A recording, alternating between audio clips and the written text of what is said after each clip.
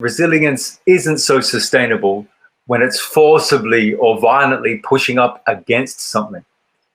It's also not about trying to build such a thick skin that we become apathetic, ignorant, or even hateful towards other people or the world for what it has done to us. It also tends to destroy us if it involves buying into victimhood as a badge of honor and perpetuating our own personal dramas. At least for me, and I can only speak for myself, this type of resilience doesn't really facilitate my strengthening. It might help me survive a trauma in a moment, but it also helps me to burn out quickly. And for resilience, for it to really work for me, I've found that it must be more sustainable. The resilience that I'm talking about is the kind that wrote blues music, or rembetica, or flamenco, the kind that led the Cubans to dance the first salsa, the kind that allows an artist to draw from their deepest sense of self and deliver us a song that can make millions of people feel that little bit better about their situations, learning to celebrate in the midst of a storm. And again, that reminds me of another song that I wrote with a great artist from the States, Narco from Narco and Medicine for the People. We wrote a song called Celebrate the Storm, and I'll just give you one of those verses. This is for my people who celebrate the storms, cross borders and ignore whenever they are warned. This is for the people who climb up the mountains, never caught lounging, who light up their lanterns. This is for the people who have fought and won, for the fallen ones, and for those who have just begun. This is for journeys, pilgrims on the path, forgetting the past, finding diamonds in the dark. This is for the kids who can't even write a sentence, but police still try to get sentenced. This is for the poets and the writers, those that inspire us, warriors of the mind, fighting between the lines. And this is for those who know the truth in their hearts and believe it even when the world tears it apart. This is for the migrants who come in on the tides, the stars that advise them to leave their lives behind them. This is for the citizens, First Nations, Indigenous. Our respect for you should be limitless. This is for the critics who said, I shouldn't dream. I know you only hate me because you know in yourself you can't believe. This is for the party people, Friday Night Relief, for the DJs who play it loud just to bring us peace. This is for the people who dance to this rhythm just to get the energy to fight the system, huh? So now that we've defined exactly what kind of resilience I'm talking about, let's start back at the beginning. I myself was born in Brisbane, a son and grandson of migrants. And from a very early age, I began to learn what racism feels like. When I was in primary school and high school, Pauline Hanson started raising her head and becoming a fixture of Australian politics. It was a difficult time for me. I got into many fights. Some of you might know a poem of mine called Antidote, where I talk about breaking someone's nose. That was one of those fights that was instigated by Pauline Hanson and her racism. And us as children are just imitating exactly what she was about and the counter arguments to her.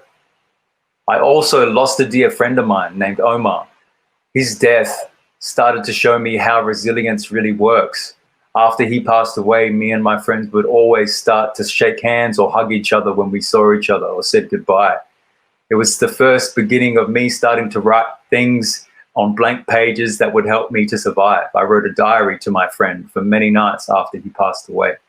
I also started getting interested in politics and hip hop. And of course, Tupac and his contemporaries taught me about what resilience is. And it would be remiss for me to say that hip hop was not a huge part of me learning about what resilience can do. I also had many injuries. I broke my arm twice. I dislocated my knee twice. I broke my ankle. There's me still happy even with the broken arm. And in my later years, I had a very heavy breakup, which led to a deep depression. And I started getting chronic headaches. I started having a headache every single day, and I've had some kind of head pain almost every single day ever since.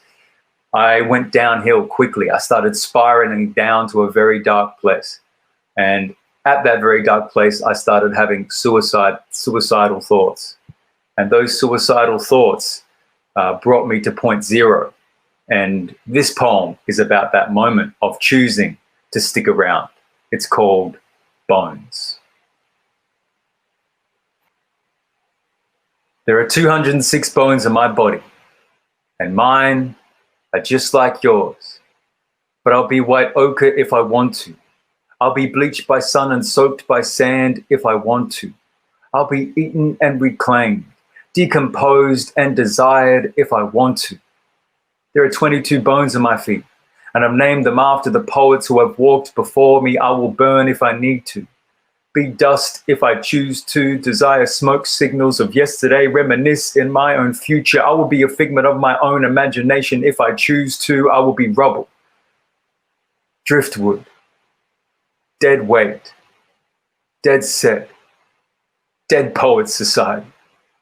There are 206 bones in our bodies, and each will be fine bone, china, teacup discussion of what could have been. Use my fibula to mark the chalk outline of what went wrong. Reform my skeleton into a shape of something you think you can come to terms with, like how did he? Why did we? When was it? Why wasn't there?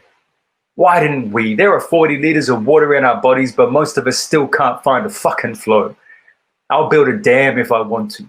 I'll build a river, an estuary, a lake. I will build a tear duct the width of your mother's face. I will not let her tell me we can't hear your voice anymore. I can't hear your voice any more than my own sometimes. My heart beats me up all day, and I know you know what that means. I know you miss me, but I wish you'd missed. And I'm not ready to shoot the breeze with you. Not ready to fall with you, not ready to flow, not ready to go, not ready to be that bold with you just yet. Not ready to decompose, disintegrate, or dissolve. I'm not ready to feed the dirt just yet. As a poet, we're only ever respected once we're dead, so I guess I'm not ready for fame just yet. I'd rather be anonymous, but breathing, alive in secret, a bad poet, but livid, average, but dealing with it. I'd rather be another number than a statistic. There is a difference. I'm not ready to fall just yet. There are 1,000 miles of veins in our bodies, and I've given each vein a name. So when I'm gone, you still can't use my name in vain. And there are 36 breaths, 36 deep breaths in this poem that I may have never taken. And they are the best thing that I ever wrote. So what did I learn from stepping to the edge? I learned that building my resilience starts with a simple desire to stick around. That every single second of the day, we have a chance to make a choice between actions and thoughts which are going to uplift us, encourage us, develop our resilience, invest in our health, or do the opposite, take us back down the hole. So I made a commitment to myself to start the journey forward, to stick around. I went to every healer and expert, every snake oil salesman and expensive surgeon, every neurosurgeon, physiotherapist, acupuncturist, ear, nose, and throat specialist, 5 different GPs, kinesiologists. I took antidepressants for a week and felt completely numb. Didn't work for me. Might work for other people, and that's okay. But I did everything that I thought was right. I did everything that you could imagine and more. And eventually, I realized that I couldn't just put my life on hold waiting to be cured before following my dreams. That I decided that if I'm going to stick around, then I'm going to do what I love, despite all my own fears and doubts of the people around me. So I did something ridiculous and became a poet, since writing was where I felt most safe.